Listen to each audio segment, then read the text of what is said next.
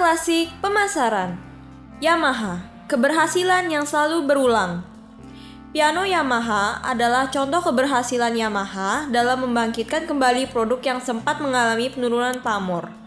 Perusahaan yang satu ini bermula dari usaha gigih yang dilakukan Torakusu Yamaha di Jepang.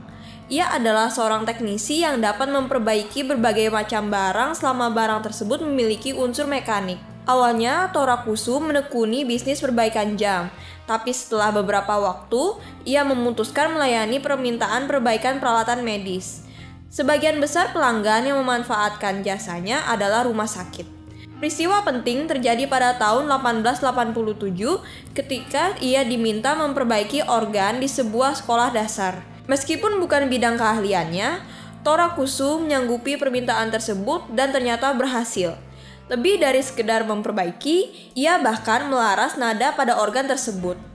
Keberhasilan memperbaiki organ ini menyadarkan Torakusu akan adanya peluang pasar yang dapat digarap.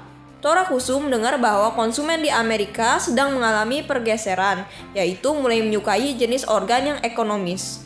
Hal ini dapat dimanfaatkan dengan baik asalkan Torakusu berhasil membuat produk sesuai dengan permintaan pasar.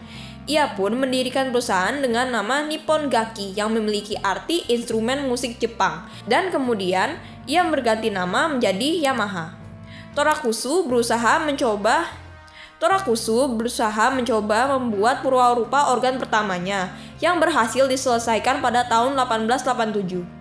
Beberapa tahun kemudian, ia melakukan berbagai pengembangan dan penyempurnaan sampai akhirnya pada tahun 1900, Torakusu berhasil membuat piano pertama asli di Jepang. Perusahaan tak perlu waktu lama untuk membangun reputasinya. Pada tahun 1902 sampai dengan 1903, Nippon Gakki berhasil memenangkan penghargaan internasional. Hal ini tentu menimbulkan persepsi positif dari konsumen terhadap merek tersebut. Dalam perjalanannya, perusahaan juga berhasil bertahan dari 2 kali masa Perang Dunia. Meskipun menderita kerugian, perusahaan justru berkembang pesat begitu perang usai. Pada Perang Dunia I, saat beberapa negara terlibat penuh dalam konflik sehingga tidak dapat memproduksi alat musik, Nippon Gakki justru melihatnya sebagai kesempatan untuk mengambil pasar yang belum sempat terlayani. Perusahaan tersebut memaksimalkan kapasitas produksi yang dimiliki dan menambah jumlah karyawan hingga 1.000 orang. Dari dokumentasi tercatat bahwa perusahaan berhasil memproduksi sebanyak 1.200 piano per tahun. Jumlah yang cukup besar pada masa itu, terlebih mengingat situasi perekonomian dunia tidak begitu kondusif. Perusahaan menghadapi cobaan terberat pada Perang Dunia Kedua setelah tentara sekutu hanya menyisakan 1 pabrik Nippon Gakki untuk beroperasi. Selama perang, perusahaan mempelajari cara membuat cetakan dari bahan dasar logam. Ternyata dengan menguasai teknik ini, Nippon Gakki dapat melakukan berbagai terobosan dalam pengembangan produk. Beberapa lama setelah perang berakhir, perusahaan kembali terbantu oleh kondisi lingkungan bisnis yang kondusif ketika pada tahun 1948, Menteri Pendidikan Jepang mengesahkan musik sebagai bagian dari program pendidikan untuk generasi muda Jepang.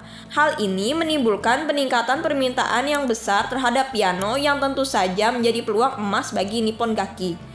Pengalaman selama Perang Dunia Kedua membuat Nippon Gakki menjadi produsen piano dengan standar kualitas yang baik.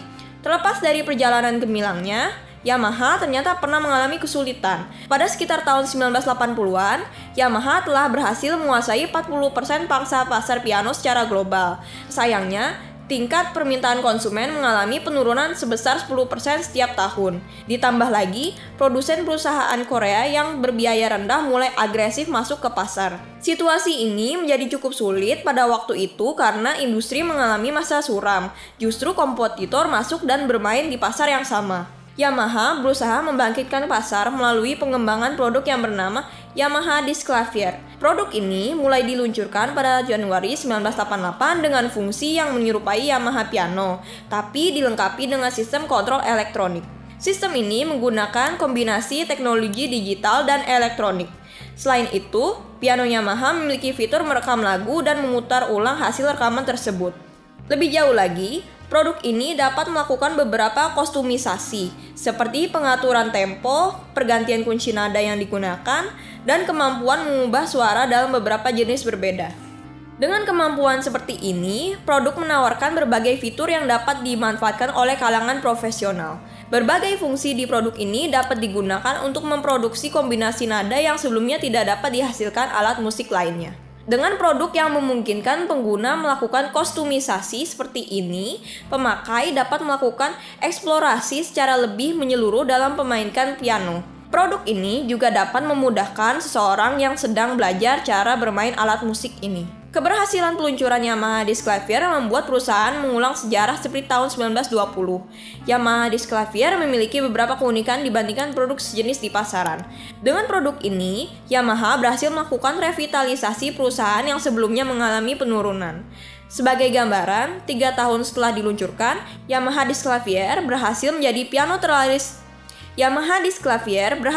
piano terlaris di pasaran dan berkontribusi hingga 20% dari total penjualan Yamaha. Penjualan produk sangat meroket ketika sejumlah musisi profesional mulai menggunakan Yamaha Disc Clavier dalam berbagai kesempatan. Kombinasi kemahiran para musisi dan keindahan suara yang dihasilkan Yamaha Disc Clavier dalam berbagai konser menimbulkan ketertarikan masyarakat umum untuk mempelajari permainan piano. Pertunjukan para pemain profesional inilah yang memicu permintaan akan produk perusahaan. Saat itu muncul anggapan bahwa produk ini membuat piano tradisional menjadi usang.